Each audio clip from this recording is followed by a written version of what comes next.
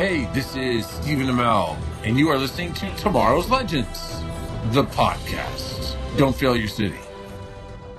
During a trip through time, the Legends were forced to land the Waverider in Blue Valley, Nebraska, where they discovered a young superhero. Yes. About to take flight. That's cool. Who are you? I'm Stargirl.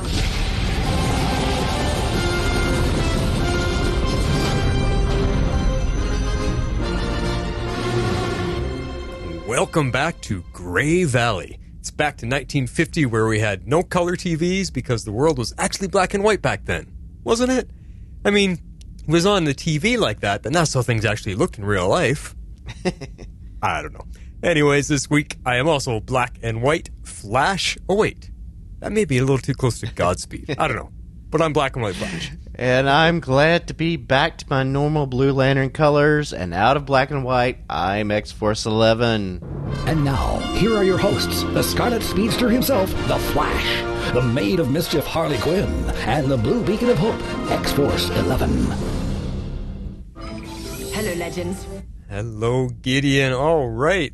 A little bit of news, some actual kind of fun news this week, X-Force. Yes, indeed. So we got a tweet on the Twitter machine, as Scarlet Cougar would say, and it was a notification. And we've got very grateful news. It says, "Congrats at Tomorrow's Legends. Your podcast has been selected as one of the best Canadian TV show podcasts on the web by @FeedSpot." So we're very happy to be recognized in any way, and shout out to you, since we're based semi in Canada, and we're just happy to take the recognition.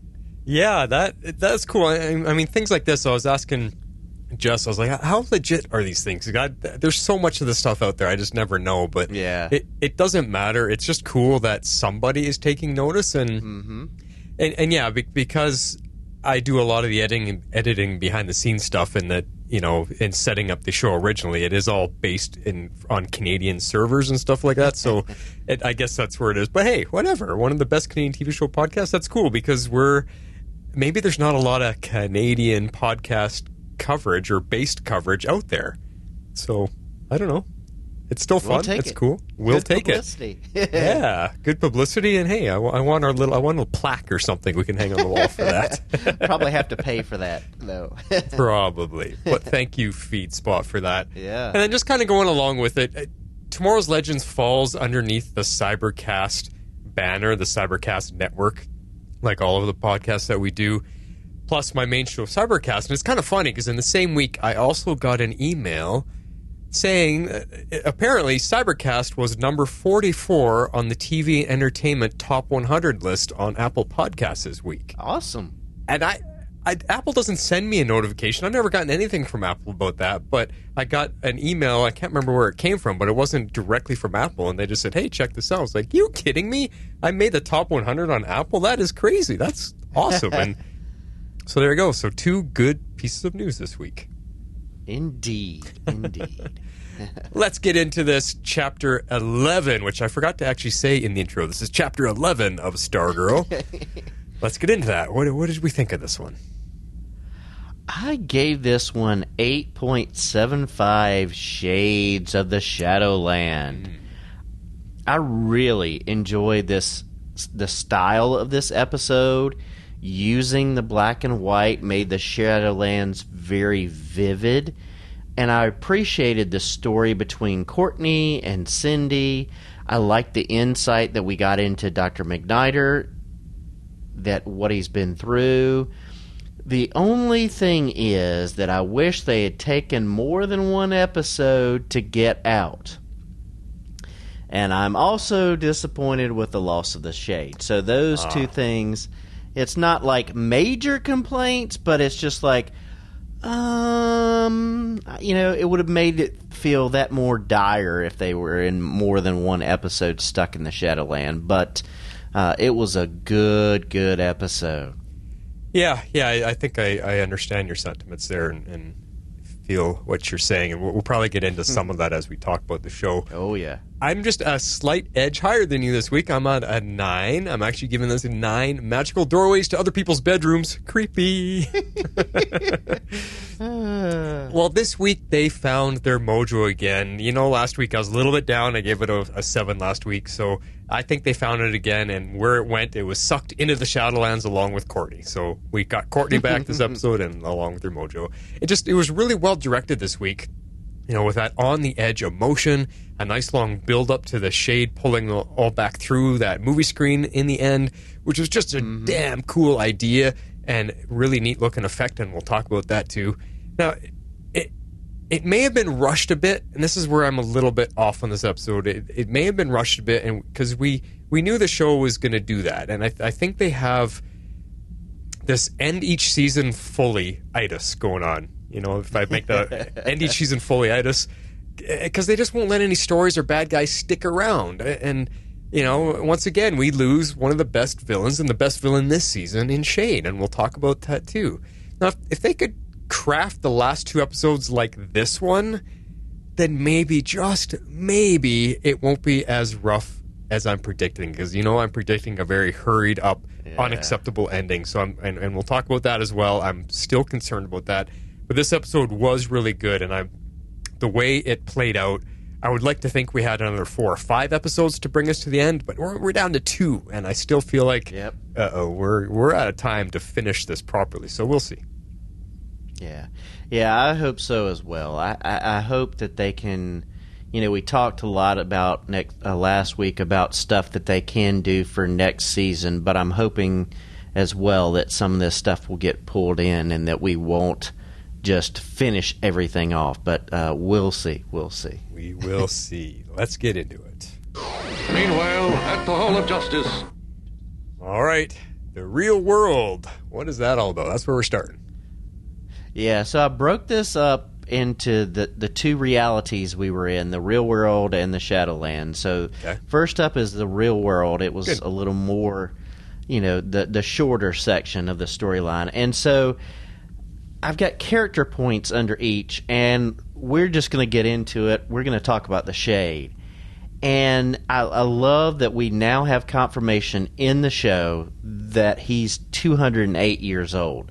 So really backing up and going along with the comic book storyline. Yeah, that was still really cool to find out. I mean, that's a long time. Imagine living for 208 years. I wish I could, because I want to see what happens and what changes throughout the world. And I think it suits his character really well, because he always played this old-fashioned style with a lot of grace and a lot of respect about the world around him and people and things like that. He just played that so well. And the fact that he's from 208 years ago, that makes sense, because the world was a different place. People treated each other differently. There was no social media, no telephones, no nothing. So he has a whole different perspective on how people should be and how the world should run, and he still lives that way. So I really appreciated how the actor played it, and it just makes sense for a story that he is that old. It's cool. Yeah, I totally agree. I thought, you know, it just confirms what we've been thinking and just the richness, and also it kind of leads into the whole history with Eclipso, that how long he's been entangled with Eclipso. So that's just thinking about, you know, it just gives weight to where he's coming from, and I like that as well. Yeah, exactly. So we do get confirmation from Dr. McNider that the Shade is a gray character. He's not the villain that you know, the true bad guy, black character. He's more of a gray character, and he felt guilty about Rebecca's death, and because of that they had the bonding, and then that ended up him saving Charles. And I just really like those little touches that kind of flesh out what he had told Courtney earlier in the season. Yeah, I mean, all along I knew he wasn't going to be the main bad guy. There was just something about how he spoke to Barbara and how he dealt and spoke to everybody else. Definitely a gray character. A little slightly leaning towards the white end of things by the end of this episode. But yeah, he really was just kind of in the middle. I mean, he never really did anything nefariously evil. He just didn't. He did things that he needed to, whatever, acquire what he wanted in life or whatever. But he has shown that he's been there in the past to help out, to keep things in a balance, which I think is cool. Yeah, and we get some follow-up from last episode that when they actually do find him, that he says that when Eclipso destroyed the Black Diamond, it stopped his healing. And I that made me think, okay, and then I remembered Eclipso shattered it so that Courtney could get into the Shadow Realms. But I really love Shade's actions this episode. He basically gave up his life in order to save 3 of Eclipso's victims. Yeah, so on your first point there, I found that so surprising that he stopped healing, because I thought he was immediately fully healed when he got off the couch and disappeared. So I was like, what the heck? That's so strange that his wound came back and he couldn't survive it. So I was trying to piece that together, and all I could think of was that it's got to be something mystical there. You can't heal from a wound that came from the darkness or from the Shadowlands. If you get wounded by something from there, you can't heal from it in the normal world. It'd be like, one of us getting attacked by a magic attack. Only magic's going to be able to heal that. We can't just heal with a Band-Aid and some, polysporin. That won't work on a magic wound. So I have a feeling that this is around that type of idea, that it's, he's just not going to heal. Yeah, that's the impression I got, that maybe it wasn't as intense, but maybe he would not have been as invulnerable. Maybe he wears out more quickly. That's why he's hiding in the darkness. Yeah. So it's one of those things where I think he was, not leaking darkness, but he was not up to 100% and wouldn't be because of the lack of healing. Yeah, exactly. And maybe it's his connection to the Shadow Realm. He can keep his wound in check. So when he doesn't have that connection, then the wound opens back up. It's interesting. It was interesting. Now, on your other point there about him giving up his life, here's the thing. I loved seeing him lean slightly to the good side to help people and make amends. I mean, it was very powerful storytelling. And the fact that he wouldn't stop even when it was killing him. He was about to give up and about to close the portal, but Barbara urges him, no, keep going. And he does. So he really sacrifices himself to do that. And I loved it. The storytelling for him as a character to give us, it's not so much redemption, it just shows us that he is willing to do what's right when the right thing is the best way to go. But there's 2 things that bother me about this scene here. And I the very first point I know it bothered everybody, and that's the fact that they actually killed him here. I know we've got that question coming up later, but in this point in time, they killed the Shade. And again, it's another great villain gone from our screens. I know he's not a fully villain, but again, another good villain. Why can't this show let good characters stick around? I just don't get those writing decisions. When you have such a great actor bringing it to life, keep them. Bring them around and keep them in your back pocket so we can keep visiting them every once in a while. Yeah. Like Slade Wilson and Arrow. He kept coming around. And same with Eobard Thawne on Flash. He keeps coming around. That's what you do, right? And we've talked about this before, X-Force. Now, the other thing that bothers me about this scene is how they did his last moments.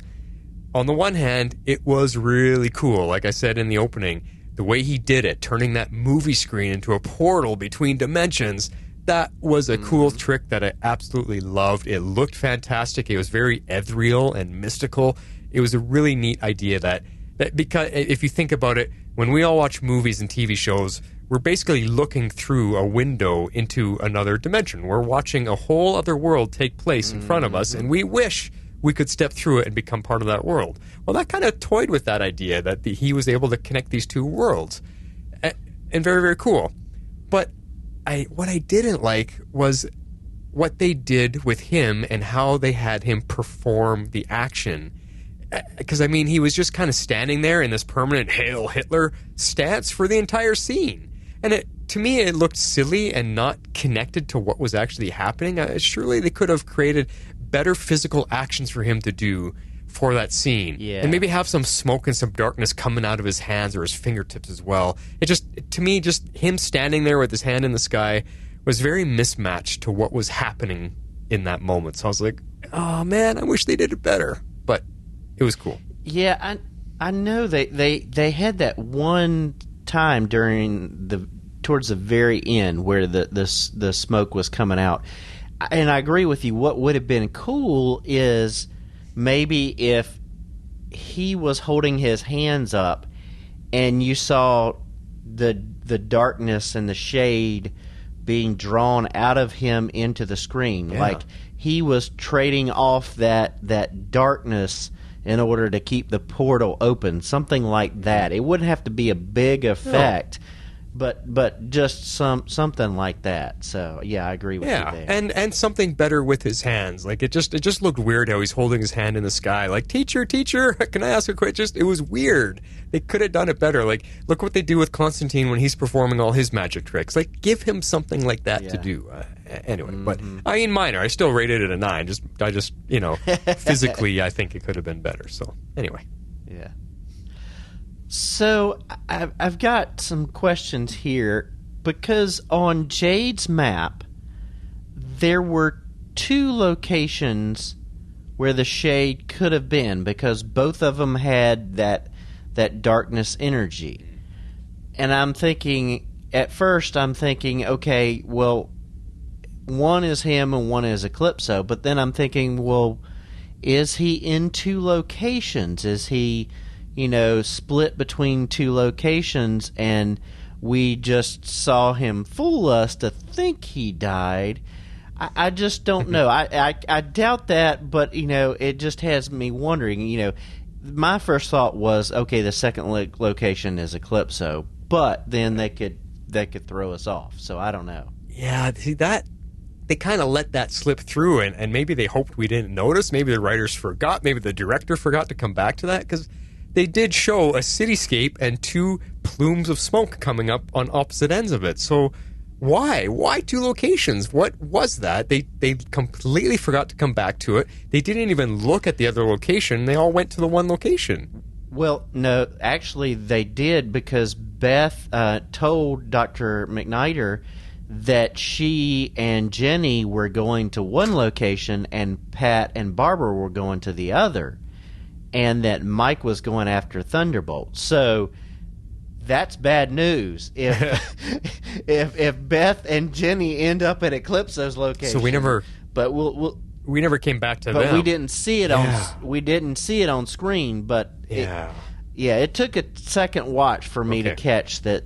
When she said that they were going to one spot. So, yeah. But, again, why is there 2 locations? Maybe that's his connection to the Shadowlands. He's physically at the theater, but another portal is open at the other spot. Yeah. I don't know. Could it be Eclipso? I don't know. I mean, Eclipso is everywhere. He's encompassing the whole town, so I can't see a plume of smoke being a marker for where he actually is. I just don't think it would show him like that. I think it's something to do with Shade, and I just can't figure that out. I mean, when he first got hurt, he was teleporting all over the place. So maybe his remaining power is kind of skipping around a bit. I really don't know. They didn't explain it. So maybe next episode? I don't know. Yeah. And maybe this can be a crazy thought, and it's just me thinking, okay, this is a way that we can keep Shade. But maybe he didn't die, but he's just trapped in the Shadowlands now. So that's just my crazy theory to keep him around. Well, that's my crazy hope. Because they've already done this with him. I think doing it twice would kind of weaken the whole idea of him coming and going. Like, okay, whatever. Now he never dies. He just keeps coming. I have a feeling this was definitely a death scene. I'm going to say I'm 98.5% sure on that. I want to leave just a tiny little bit open in case he does come back because he's cool. But I just the way they did it, they had the music, they had his goodbye, his apology, and making amends with Barbara and McNider there. It's to me, I'm pretty sure it's his goodbye, which sucks. Definitely. All right, next up, we've got Beth and Jenny, and Beth is really lamenting that she can't do more, and she's keeping in touch with Charles, and that's good because she's able to fill in the family and say, listen, everything is not as dark as it seems. Courtney's okay. But I can't help thinking that she, like I just said, that she and Jenny are walking into a trap and are going to get outgunned. Yeah, this is where I'm going to give some props to Beth. This is what she is good for. Keep her out of the battle. To me, this whole sequence was very much an Oracle type scene for her. Stay back, be the center of info for everyone, do the research and do the communication, and keep everybody involved. That is where she fits in well, and I thought this was kind of a hint of that, and hopefully a hint of maybe what's to come, that this is where she belongs, is in the background and providing the communication and the information. Yeah, I totally agree. And here's an interesting section here. We get Jenny talking about fear keeping her from stopping Eclipso. And fear is the power of the Yellow Lantern Corps. And it's always been a weakness for the Green Lanterns. Right. Yes, they are adapting the comics and reshaping things to fit because it wasn't really a weakness necessarily for Jenny or her dad, but I love the fact that they're bringing in Green Lantern lore. Yeah, I guess you could see it like that. I guess we'll have to see if they keep that through line going, and if it is a fear thing versus Jenny and her green power, because then they are combining the Green Lantern of the past with the Green Lantern of what everyone is more used to now. So, yeah. Definitely. I think she's going to have to overcome that, though, in order to defeat Eclipso, and I think that's going to be a great challenge. But I like the idea. I'm still hoping that we see her challenges, and maybe even her challenges with Eclipso, continue on to next season. Hoping. Yeah, and this brings up my thoughts about being worried about the ending again. I have a feeling, or not a feeling, I am feeling that there's just too much to wrap up in 2 episodes. So, what does she overcome her fear and become powerful enough to blast Eclipse with enough green light to defeat him? I just don't see it possible in 2 episodes. We'll have to see what they do. I that worry, I can't shake it. Agreed. So, last up in this section, we've got Barbara, Pat, and Mike. And this episode was a good chance for Amy to shine a bit. Yes, you could see the emotions on her face and her voice, but I'm thinking, story-wise, was it enough for her? Because she just doesn't seem like she's gotten enough this season, and that's just disappointing. Yeah, this was a better episode for her. She at least had a little something to do. I know that's coming up in the next couple of points. I think she did better in some of her scenes, acting-wise. Like, she spoke the lines well and performed that part of it. But I still, this is weird. She still gets this smile on her face when she's supposed to be sad or upset or hurting for something. She just looks like she's smiling, and I don't know what that is. It's bugging me, and it's making me not buy into her acting portrayal and her skills as an actress. I think there could have been a lot more emotion if we had a better actress than her there. So I need to see her, and maybe that's what it is. They need to give her something to work with so we can see what she can do with it. Because right now it's still very stiff, and that smile is bugging me. Don't smile when you should be upset. It's weird. Well, yeah, I don't know.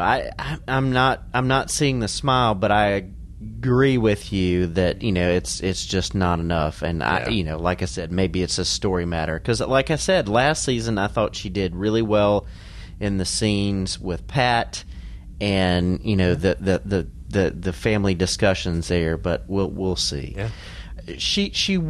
Barbara was a touchstone for both Courtney and the Shade in this episode. And it was her emotions, the strength, and that will that really helped Shade stay connected with Courtney, I think. And I liked that it was shown more than told, because a lot of times you can just get into the whole begging and borrowing and a lot of words and that kind of stuff, and so they showed it a bit more. Yeah, and that's what gave her some depth this episode. I liked the story behind that. They made her of some use to our team, to the storyline, to everything. But what I was surprised because we ended last week with, what is Pat going to say to Barbara? So right, and this episode opens with him walking in the door with the staff in hand. Well, I guess Jade was carrying the staff, but anyway, he walks in the door, and there's no word spoken, and she just seems to understand what had happened. And I was surprised that she wasn't upset at him at all when he came home with just the staff. I mean, nothing needed to be said. She just assumed Courtney had died. And I thought this scene was her best acting, because it brought her to tears. She was crying, oh no, no, and whatever. I mean, the reaction that she got was the best that I've seen, and I thought she did well in that moment. Where I didn't like her in the ending scenes with Shade, I liked her in this scene better when she thought her kid died. So, yeah. So, Pat and Mike didn't do a ton in this episode.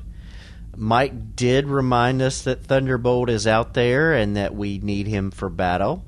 But like I said, not a whole lot. But, the focus was elsewhere this episode. Yeah, they had a bit of a backseat this time around. I mean, Mike always does. He has lately since the Thunderbolt episode, and I'm totally okay with that. But Pat got his scenes in the end with Shade and McNider, so he was okay. Yeah. He got to have his little reunion with McNider, which I like. I like when they hugged each other in the theater there. That was cool. That was a long-time friendship, and they haven't seen each other in years, so that was really cool.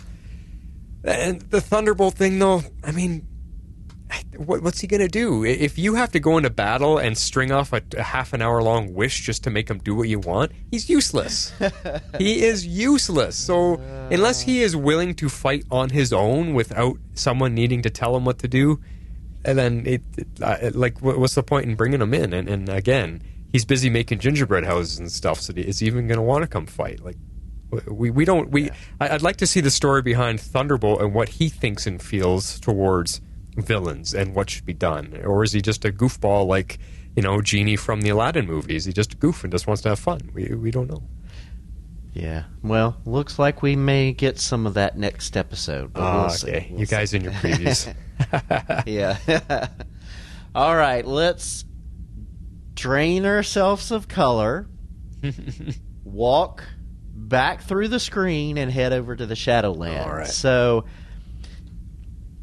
So a big focus of this was on Cindy, and we truly got to see Cindy's story fleshed out in this episode, and I think it makes her more well-rounded. I think she is still a villain and not a great character like the Shade. She's still on that villain track. Yeah, they really brought the story of what happened with her mom full circle this time, and I thought it was fascinating to see, and it shows us that Cindy has had anger issues her whole life, even before her dad tormented her. Right. I mean, accidentally killing your mom because you're mad she didn't let you stay up late, that should mean institutionalization immediately. Like, that kid's messed up in the head, and that, because she was young, so there is problems there. Now, is she going to stay a villain? To me, that's hard to say. I mean, she wants to kill Eclipso now, and she has to work with the team to do it. So will she get redeemed after it all, or is she going to take her shot at Courtney after it's all done?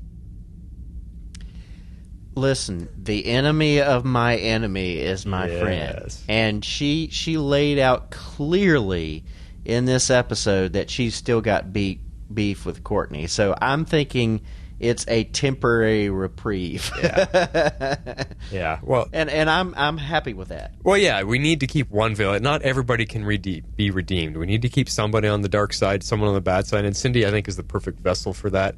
I mean, that line about, when they were in the bedroom there, and she's like, "You're just too good." Like, that's why I survived, is because I can grab onto the bad stuff and I can use it, whatever. But you're just too good. You're too prissy. You're too whatever. Like, I like that part of her when she just keeps digging. It's evil fun.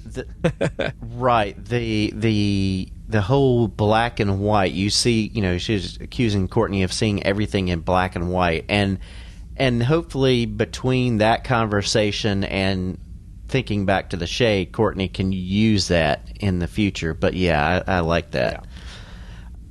Yeah. You get this insight into some of what she endured as a kid with her dad experimenting on her here in the Shadowlands. Oh, yeah.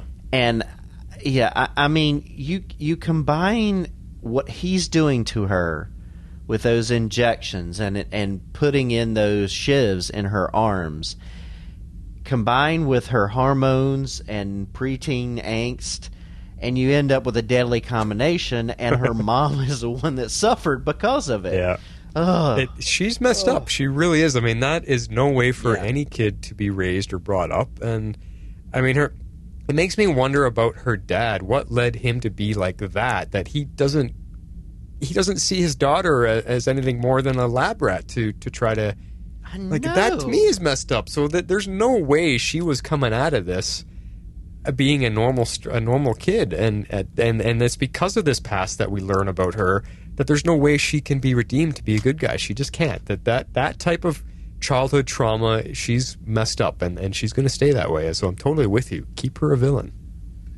Yeah. I really thought that Meg DeLacy did a great job of just conveying that anger at her dad, that guilt and remorse over killing her mom, and just confusion of, you know, when she was trying to figure out what was going on with Court being in the Shadowlands. I really thought she did a good job of conveying that. She also brought in this entitled, rich, snobby brat edge to all of it too. So the fact that she can throw that into everything that you just said, yeah, she did a good job this episode. And you know, she's a bit whiny too. Like, she's got this whiny edge to her too. Like I said, that's that entitled, snobby brat. So it's funny, but she's entertaining for sure. Sometimes it's fun to have a character like that. It's just entertaining. You know, you love to hate him. Yeah, indeed, indeed. And small thing, but in her conversation with Courtney about Eclipso and the Shadowlands, she says that she found out about Eclipso and the Shadowlands because she went to Diablo Island. And I'm thinking, she got to go to the island and we didn't get to see it? You see, and that bit confusing. Did she actually say she went there? Okay, when in the storyline did she go there? Did you get that information? I don't... It wasn't laid out in this episode, but my thinking is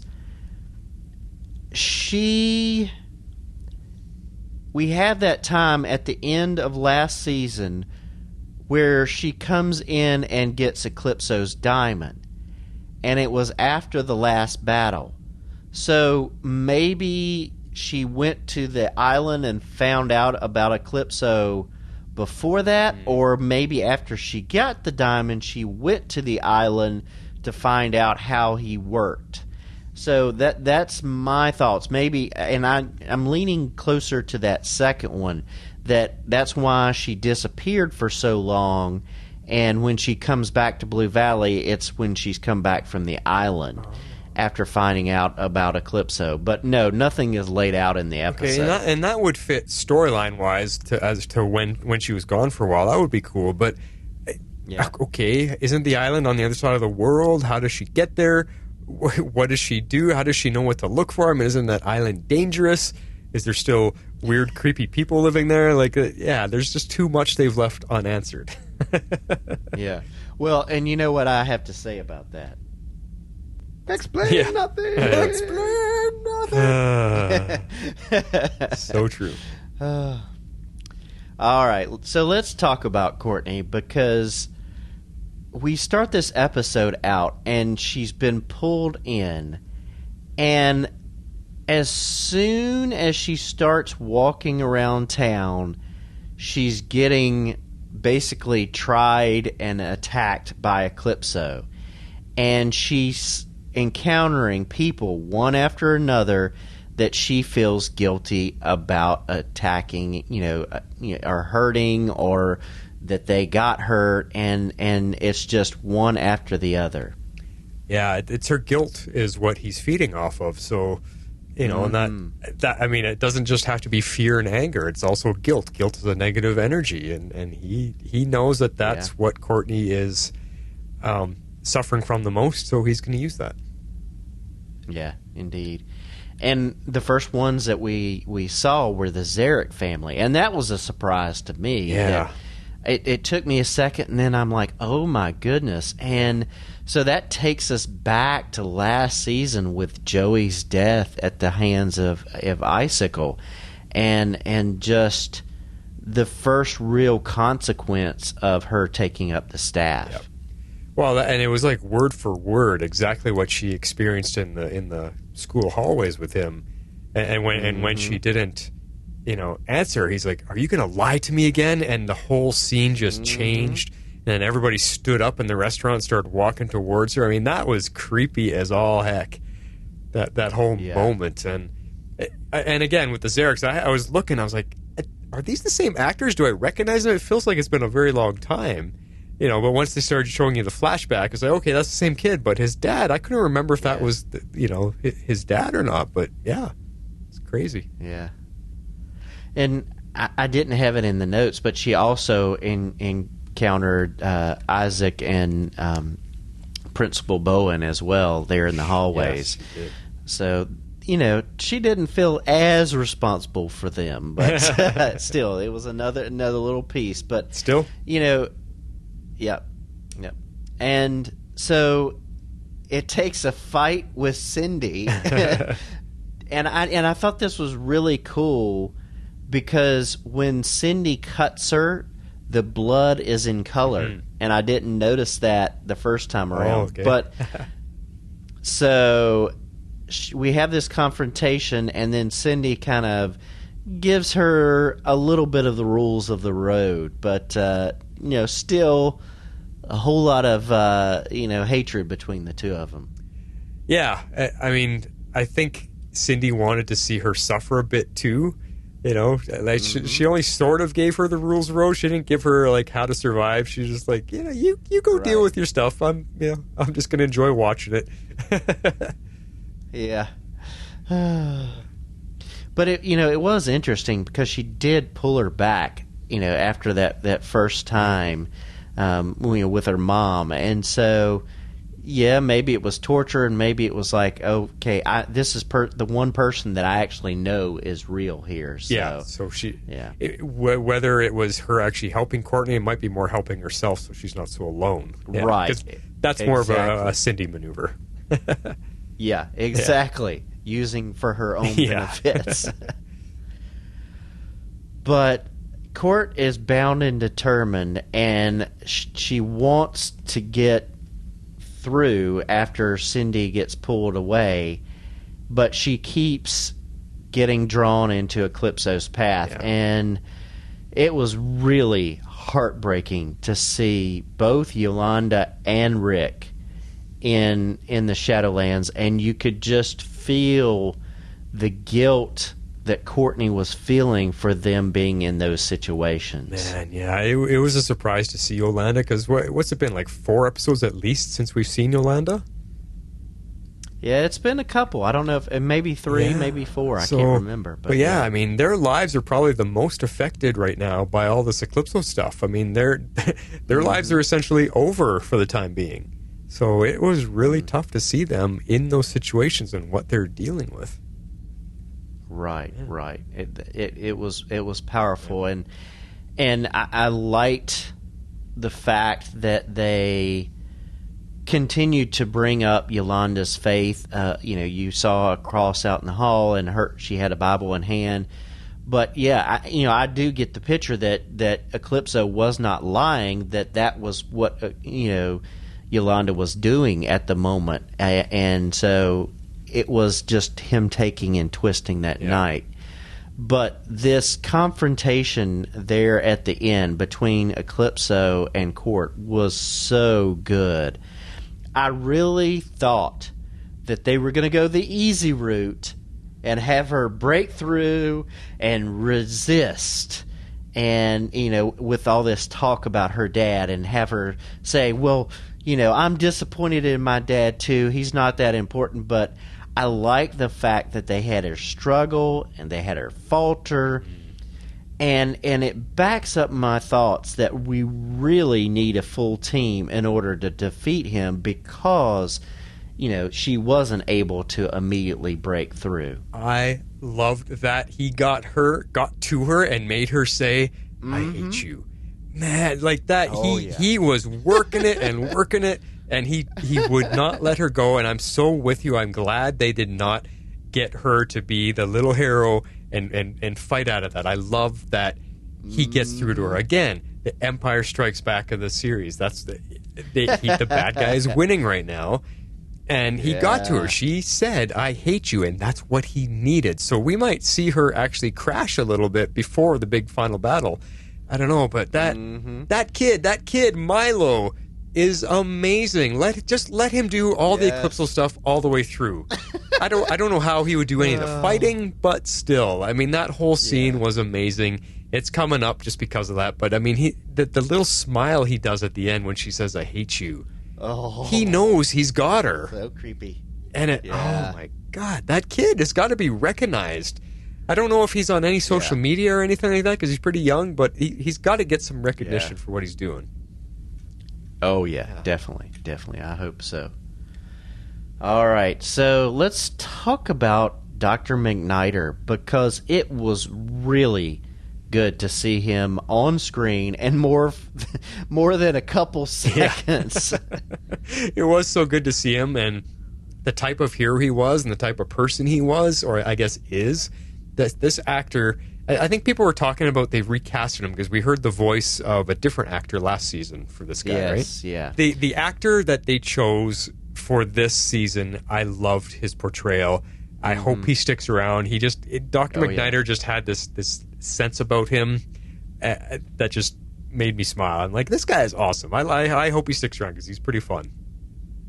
Yeah, I agree. And I think it's really fun that we get his backstory and we get just how he is staying connected. Like he said that the goggles and now allow him to connect the outside world, and yet he is seeing the reality of the Shadowlands. And if he ever takes off his goggles, he's hearing his daughter's accusations. And I just think he's caught between two bad things. He's caught between seeing the bleakness and the darkness of this reality or his daughter. And he's still mourning her loss. So, I mean, it's just powerful. And it's been years, too. I mean... He's been in there for a long, long time. Like 11 years it's been? Is that what the timeline is? Yeah, around... Since that 11, battle, yeah. Mm-hmm. Yeah. So, again, no explanation about food or anything like that. So, but then I was looking at it.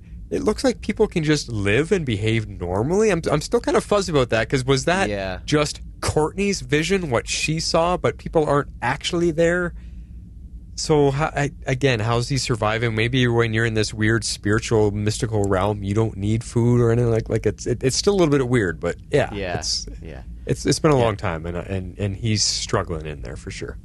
Yeah, definitely. And the actor's name is Henry Thomas, who Thomas, thank you. Played it last season, but anyway. Yeah.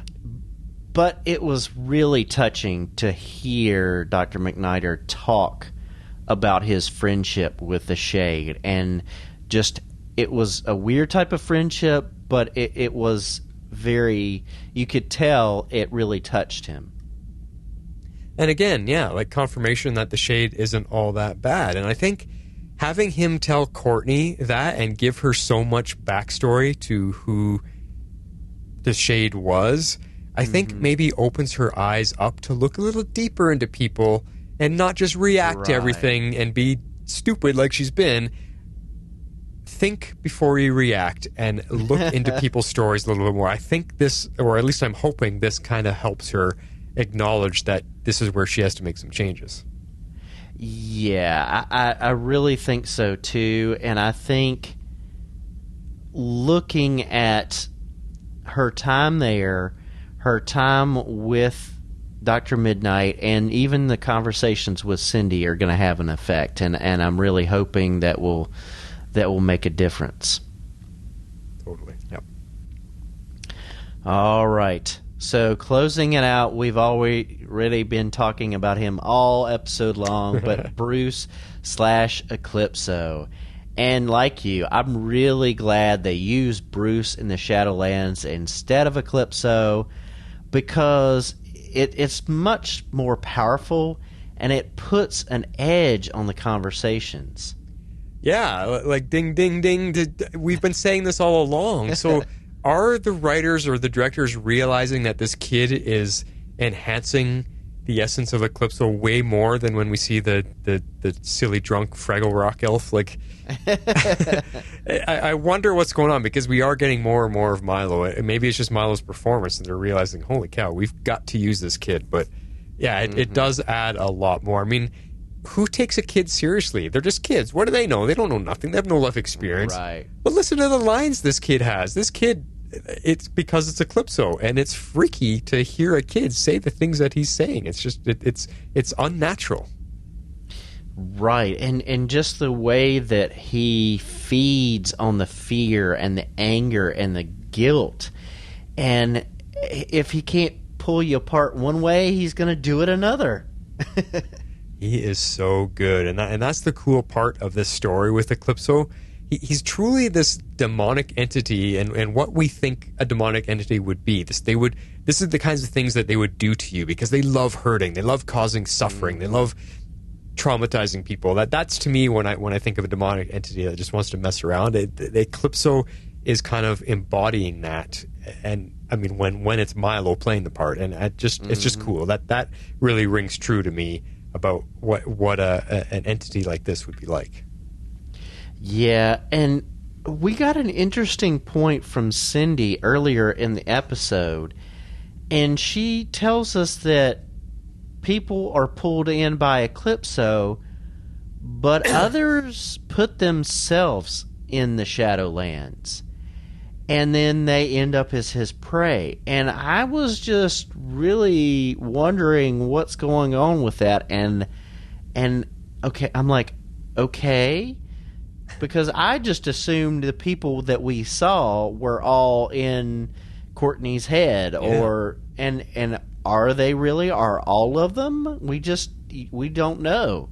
Well, it's weird, because if you think about it, the Zaricks definitely weren't there, because we saw Icicle kill them. So when you die, you don't go to the Shadowlands. So it has to be, a lot of it is what is in each people's head. So I think everybody we saw this episode was in Courtney's head.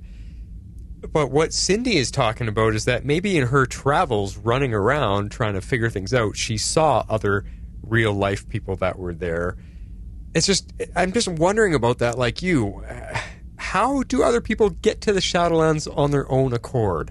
And why do they do that? That doesn't make any sense.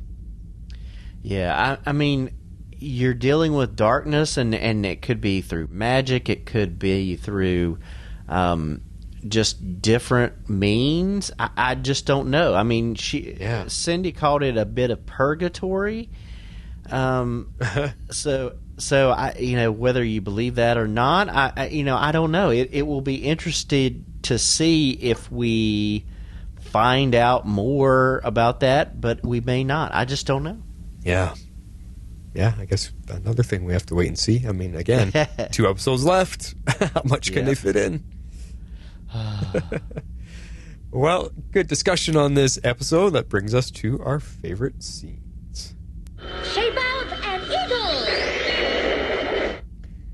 All right, you are up first. Yeah, this is short, but I called this one Hold On to the Light, so let's take a listen. How do you stand to look at that all the time? When I take them off, all I hear is my daughter. Eclipso feeds off negativity and darkness. He will plant anything or anyone here to lead you into despair or rage. Do not give in. All that is good in your life, any light inside you, you have to hold on to it. Turn away from the darkness, or you will be consumed.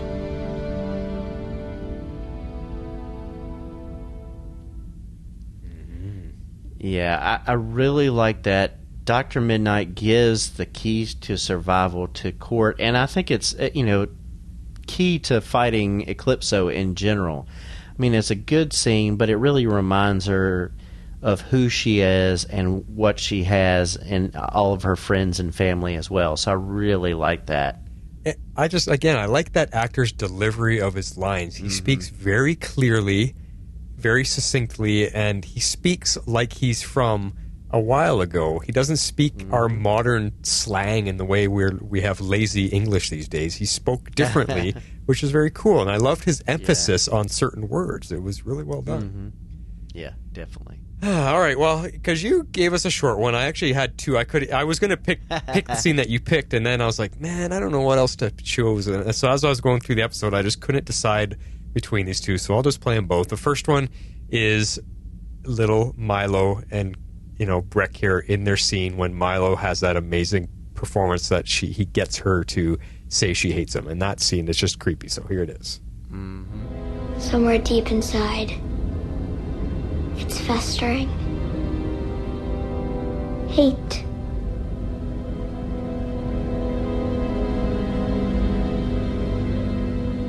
After everything I've done, your friends and family will never be the same. Don't listen to anyone here. None of it's your fault. It's mine. I love watching you all suffer so, and seeing a lie tear you apart.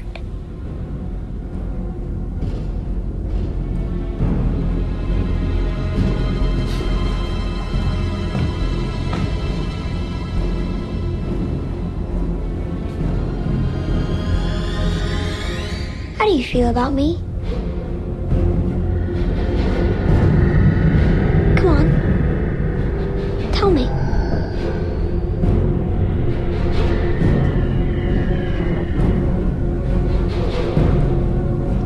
I hate you.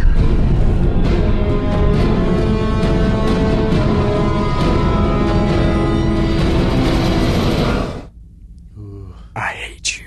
Yeah. Like, oh. Yeah, I mean, the music built up everything in that scene. Like, he worked, and Breck did a good job, too. You could see her slowly giving into him, and you saw it in her face. He's drawing it out of her. She hates him. Yeah. Oh, yeah. Oof. Oh, yeah. Good stuff. All right, well, it wouldn't be right. This last one is called Swift Exit. And I know that's a very unfortunate title for this one, but it may be the last we ever see of Shade, so I thought it would be fitting that he signs off with us with his last words for yet another fantastic character too soon erased. Here it is.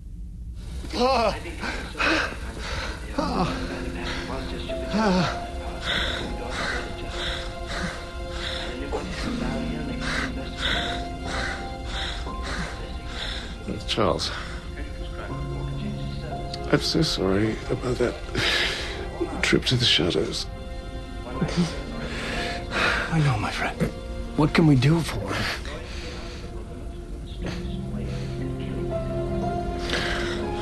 Barbara, would you mind awfully telling people that I died doing something good?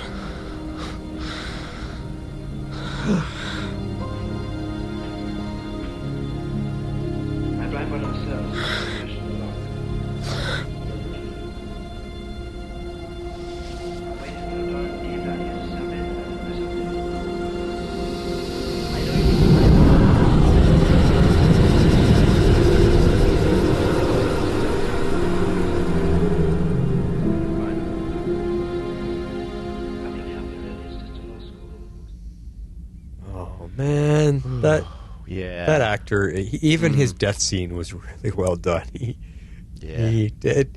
I'm pretty solid on the fact that he is gone. I mean, his energy because when he originally got his power, he got changed. He was no longer a true physical human form anymore, and I think that was just his energy dissipating and going back to the Shadow Realms and stuff. I don't think he's coming back. Yeah, it sucked though. It was a tough scene to watch, and I hate having to say goodbye to such a good actor. Indeed. And again, he says, Barbara, could you please tell everybody that I died doing a good thing? He does care. He does lean a little bit more to the good side of things, I think. Yeah, indeed. All right, everybody. If you would like to support the show, please follow this instruction. If you'd like to support our podcast, you can do so at our Patreon page at www.patreon.com/tomorrowslegends. Don't keep it to yourself now. Come on, baby, talk to us. It's feedback, yeah. I think that's my favorite feedback clip. What's yours, X-Force? I mean, that's my favorite of, like, the long ones. I like the, if you're doing the little short ones, I like the drum laser one. Okay, yep. That's nice one on the short ones, but anyway. Yeah. We should do a little poll. I'm curious. All right, feedback time. First up is an email from Comic Geek Kev. What an amazing episode. That opening scene was a killer, heartbreaking moment.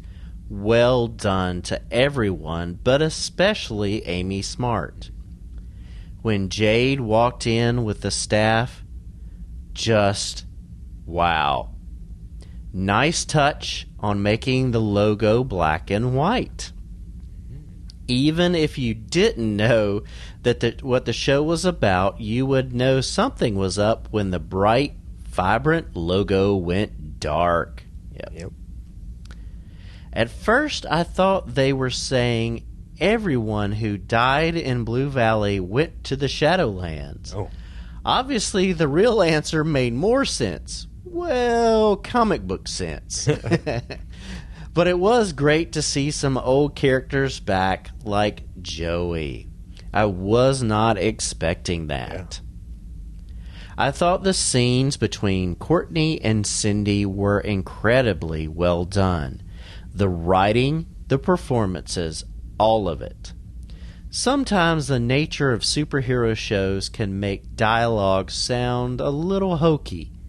It can be unavoidable, but this was done really, really well. Dr. Midnight's costume looked much better on McNider. Sorry, Beth. So true, so true. And I know we haven't seen him much, especially without the goggles. But in the comics, McNider was visually impaired. Yeah, that's a good point to bring back up. Yeah, we talked a little about that last season, but we hadn't talked about it this season. I think he was able to see in the dark, but the goggles allowed him to see in the light. I wonder if we'll see that. Yeah, that was brought up on Legends, but not here so much. So we'll see if they actually bring up that point. Well, you notice how they sneakily got around it? He took the goggles off and then closed his eyes. Yeah, exactly. Yeah. I guess it's a good thing that Barbara reminds Shade of his sister. Indeed. Yeah. Him using the theater screen as a bridge was a pretty cool concept, and I think they did it well. Another spot that could have come off really cheesy, but it didn't. Courtney, once again, proves she's a hero by going back for Cindy. And Eclipso making Cindy relive killing her mom, evil stuff. Yeah, and that reminded me on a point I wanted to bring up earlier. Yes, Courtney was heroic in not leaving Cindy behind. That's cool for her as leader of our team and our show. But I have to admit, me and even Patty Spivot. Patty Spivot beside me was yelling at Courtney to hurry the hell up and get out of the screen because you can see Shade is struggling to keep it open. Pat and her mom are yelling, come on, come on, come on. And she's walking so slow and examining it. And like, it's like, it's obvious this is your exit out of here. Why are you taking so long to run and jump through the damn thing? So I had to agree with her. I was like, oh my God, that was so frustrating. Courtney, hurry up. Yeah, and I thought of something else too, and if Perry doesn't bring it up, I'll bring it up too about the screen. But okay. Back to Kev's email. Dang, that kid is creepy. Although I really do like Eclipso in costume. I know I'm in the minority. You are. That kid brings it to a whole nother level, and he does it so well. He manipulated. Yeah. Indeed. Maybe McNider needs to whip a few more pairs of goggles for the fight with Eclipso. Yes. Everybody has them. Yeah. Yeah, indeed. I guess my theory that Shade would help in the final battle was a bit off. But I think I should still get partial credit. Okay, we'll give it to you. And I think we all knew Cindy was in the Shadowlands and would be back. Yeah. Indeed. Oh, yeah. Indeed. I'm giving this episode 9.7 out of 10 portraits of Richard Swift. So close to perfect, but not quite there. Until next time, Comic Geek Kev. Yeah, and the movie that he was watching was the Portrait of Dorian Gray. Oh, okay. Is the classic film. So yeah. Oh, interesting. I would not have recognized it. Cool. Yeah. Cool. Next up is Dad L, and he says, "Hello, Cosmic Crew. I've seen a lot of shows produce black and white episodes, but I thought Stargirl used it very effectively. I especially liked how Courtney's red blood alerted Cindy that she was real. Speaking of Cindy, diving into her backstory made her even more of a tragic character. Now that Courtney has gained more insight into her, it will be interesting to see if it changes their relationship. I also like the introduction we got for Dr. Midnight. Here's to hoping he becomes the superhero mentor we've been asking for." Yeah, you got one, X-Force. Oh, he says right here, "Let me give a virtual high five to X-Force because that Green Lantern construct of the city was lit." And I hope the Shade is not really dead. The show can't keep getting rid of great characters. My rating is 9.25 Shades of Grey, Dad L, Last Father of Krypton. Yeah, well, he's right. We've got one original member to be a mentor, and he was mentoring Courtney quite well this episode, so let's hope he gets back into the fight, and him and Pat can be buddies. And interesting about, I didn't even think of that. Courtney witnessed all of Cindy's history, why she is so troubled, what caused her to be the way she is. Is that going to allow Courtney to understand her and forgive her and maybe somehow work to get through to her so Cindy isn't so evil? We might get a redemption after all. I don't know. I think that'd be a hard ask. Yeah. Ask, of that, just the history. But we'll see. We will see. All right, last up is a voicemail from Perry White. Hey, Cosmic Crew. It's your intrepid reporter friend here, Perry White, with feedback for Stargirl Summer School Chapter 11. Or as I like to call it, Courtney Whitmore, This Is Your Life. I'll go ahead and get my rating out of the way first.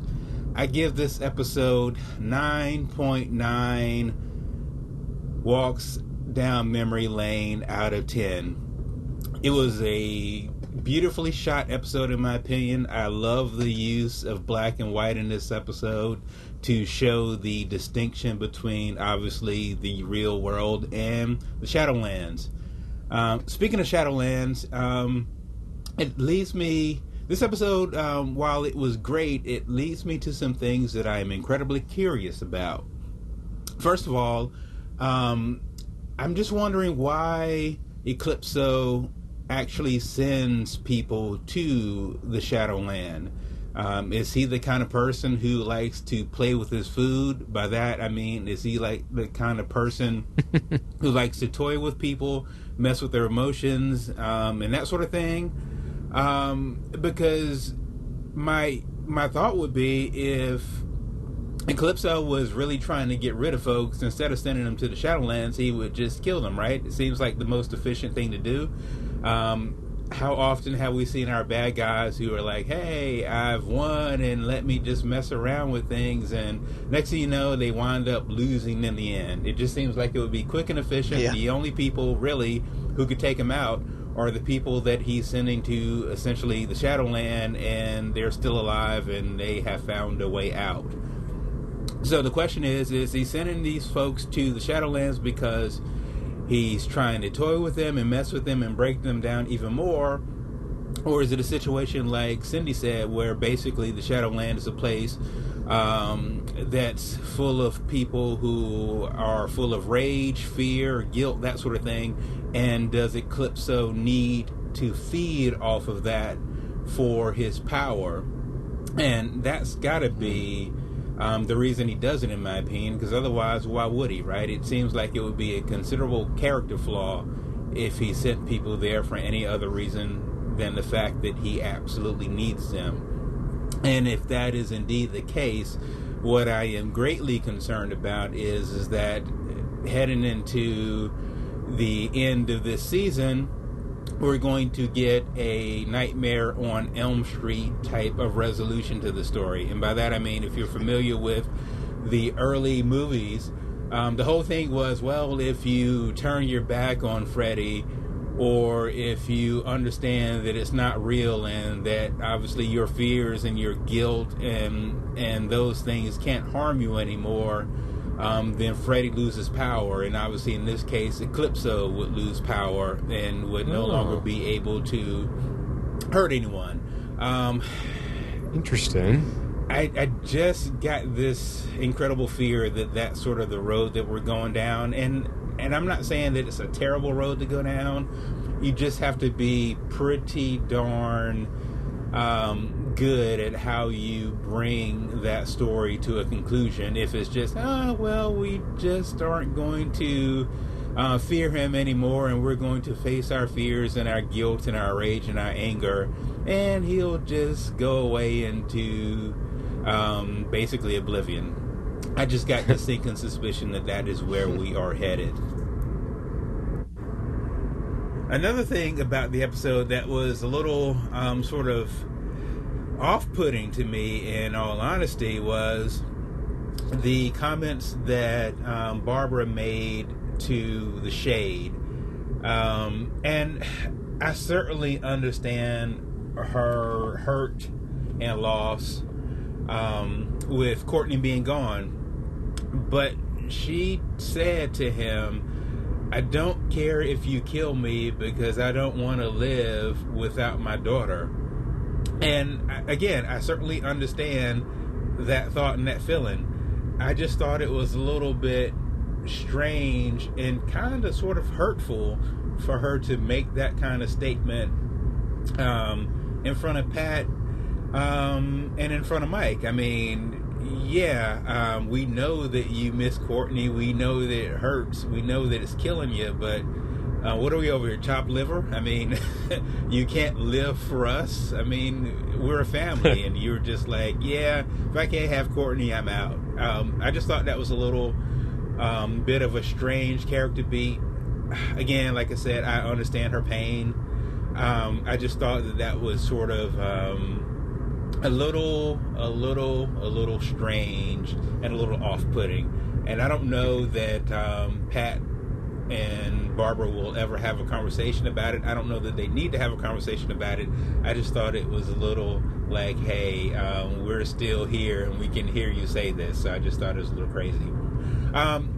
The last thing that I want to mention about this episode, and it goes back to a running failure, and I hate to use the word failure, but I gotta say it. It's a running failure, in my opinion, for this show, and that is killing off incredibly dynamic and charismatic villains, anti-heroes, whatever you want to call them, I mean, the shade for this season has been the most compelling character on the show, and you kill him with a few episodes to go.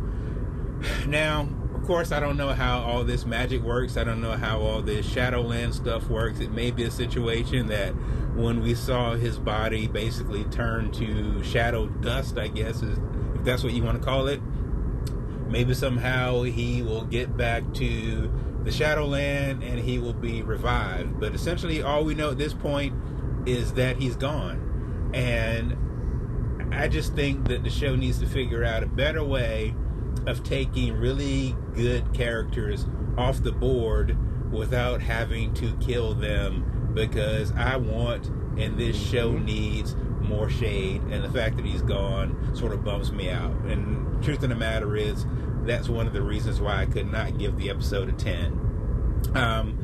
So here we are, heading in toward the end of the season with only a couple episodes left. It seems like some things are falling into place in terms of who we've gotten back with Dr. McNider, Cindy being back out of the Shadowland. I'm interested to see ultimately where her allegiances land. I am probably a person who does not want to see her go total and complete good. I think she operates best in the gray areas, so I'm looking forward to seeing more of that. And I'm incredibly interested in hearing what everyone has to say about this episode and where we think all of this is going to go toward the end.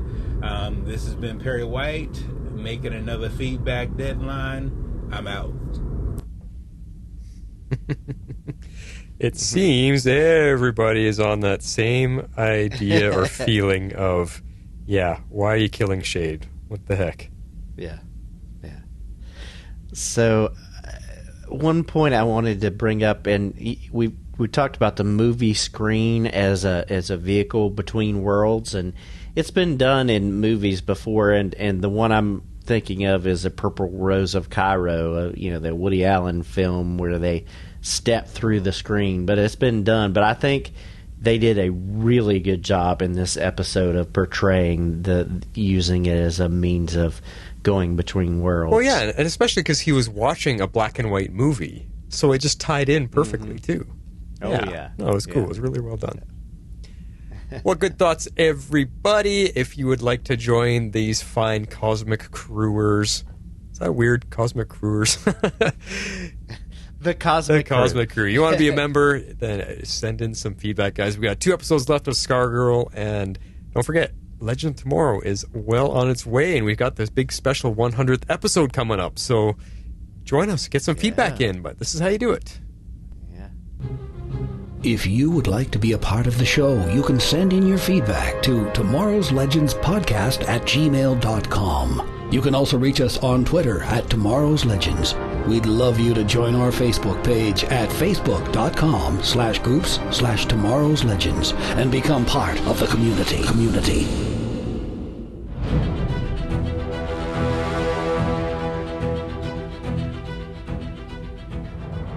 Yeah, so as I was saying, Legends 100th is coming up. Next we'll be talking about the 99th tomorrow night, but I still have to watch it tonight. As soon as we're done here, I'm going to go watch it. So, and then get into my notes that you've already got prepared. So, yeah, 100 episodes of Legends. That is pretty awesome. I love having little milestones like that, and the fact that we get to celebrate that as a podcast together, that'll be cool. Yeah, 7 years of podcasting for y'all too. I know. Man, that's crazy. I'm glad Jess is back for that, because I wouldn't be right celebrating that without her. So, yeah, that'll be cool, guys. Well, yeah, we don't have much else to say. 2 episodes left of Stargirl. How are they going to wrap it up? Woo, don't know. Good ending, rushed ending, to be continued ending. I don't know. Can go one of 3 ways. Yeah. All right, guys. Well, that's all I got for you tonight. We will be back in your ears tomorrow for Legends. Talk to y'all later. This is The Flash, signing off. This is X-Force 11, so say we all.